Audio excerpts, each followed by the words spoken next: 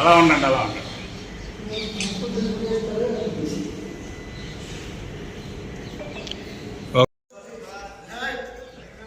చిత్రం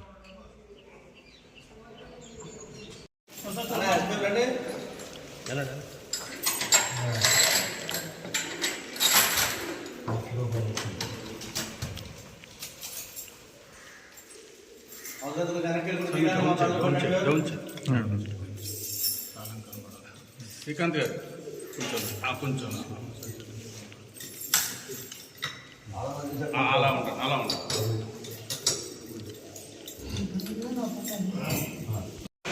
సుందరాయ శుభాంగాయ మంగళాయ మహోజసే సింహశైల నివాసాయ శ్రీ నృసింహాయ మంగళం. శ్రీ శ్రీ శ్రీ వరాహలక్ష్మీ నృసింహస్వామి వారి సన్నిధానంలో భాద్రపద శుద్ధ పూర్ణిమ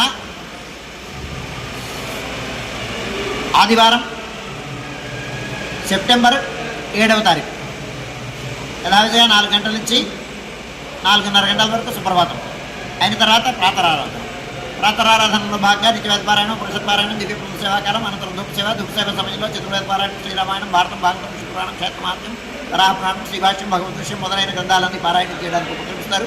అనంతరం బాలభోగ నివేదన అయిన తర్వాత నిత్యహోమం, పరిహరణం అయిన తర్వాత మంగళాశాస్త్రం, జాతమరగోష్ఠి, తీర్థ వినియోగం అయిన తర్వాత చుట్టు సన్నిధిలో మంగళాశాస్త్రం పూర్తి చేసిన తర్వాత సుమారు 6:30 గంటల నుంచి సర్వదర్శనం ఆరంభం. 6:30 గంటల నుంచి 11 గంటల వరకు సర్వదర్శనం కొనసాగుతుంది. ఇవాళ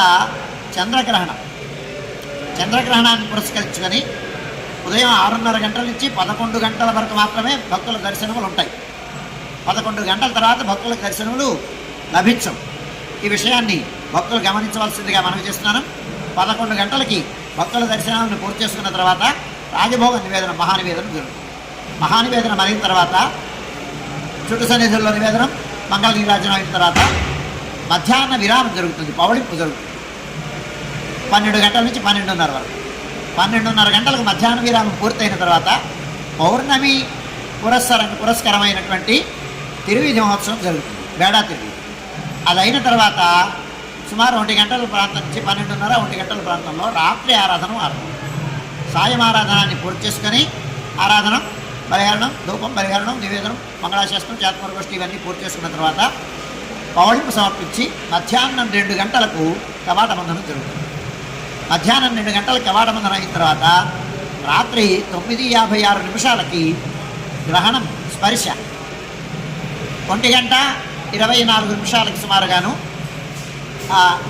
మోక్షకాలం. అందుచేత ఆగమశాస్త్రానుసారం 8 గంటల ముందు దేవాలయం యొక్క కవాటాలని బంధించడం అనేటువంటి ఆచారం. దాన్ని అనుసరించి మధ్యాహ్నం 2 గంటలకి కవాటబంధనం జరుగుతుంది. 8వ తేదీ ఉదయం యథావిధిగా తెల్లారుజామున 3 గంటలకు ఆలయ సంప్రోక్షణం జరుగుతుంది. ఆలయ సంప్రోక్షణం అయిన తర్వాత స్వామివారికి స్నపన తిరువంజనం అయిన తర్వాత ఏకాంతం ఆరాధనలో, ప్రాతరారాధనలో భాగంగా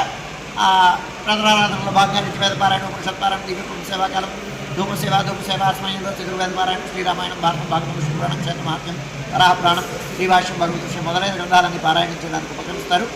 అనంతరం బాలభోగ నివేదనం అయిన తర్వాత నిత్యహోమం, సంప్రోక్షణ ప్రయుక్తమైన హోమం, బలిహరణం, మంగళాశాస్త్రం, జాతమరగోష్ఠి, తీర్థ వినియోగం అయిన తర్వాత సన్నిధిలో మంగళాశాస్త్రం అయిన తర్వాత రాజభోగ నివేదనం అయిన తర్వాత సుమారుగా 8 గంటల ప్రాంతంలో భక్తుల యొక్క దర్శనములు ఆరంభమవుతాయి, సర్వదర్శనం. మధ్యాహ్నం 2:30 గంటల వరకు సర్వదర్శనం కొనసాగుతుంది. 2:30 గంటల నుంచి 3 గంటల వరకు మధ్యాహ్నం విరామం. ఈ సమయంలో భక్తుల యొక్క దర్శనం జరుగుతుంది. మధ్యాహ్నం 3 గంటల నుంచి రాత్రి 7 గంటల వరకు సర్వదర్శనం కొనసాగుతుంది. రాత్రి 7 గంటలకు రాత్రి ఆరాధన అయిన తర్వాత విశేషమైనటువంటి ఆరాధన పూర్తయిన తర్వాత ఏకాంత సేవ, కవాటబంధనంతో ఈనాటి కార్యక్రమం సుసంపన్నమవుతుంది. గ్రహణ ప్రయుక్తంగా 7వ తేదీ, 8వ తేదీ 2 రోజులు సుప్రభాతం, ప్రాతరారాధనం, రాత్రి ఆరాధనతో సహా ఆర్జిత సేవలన్నీ రద్దు చేయబడతాయి. భక్తులు గమనించవలసిందిగా మనం చేస్తున్నాను.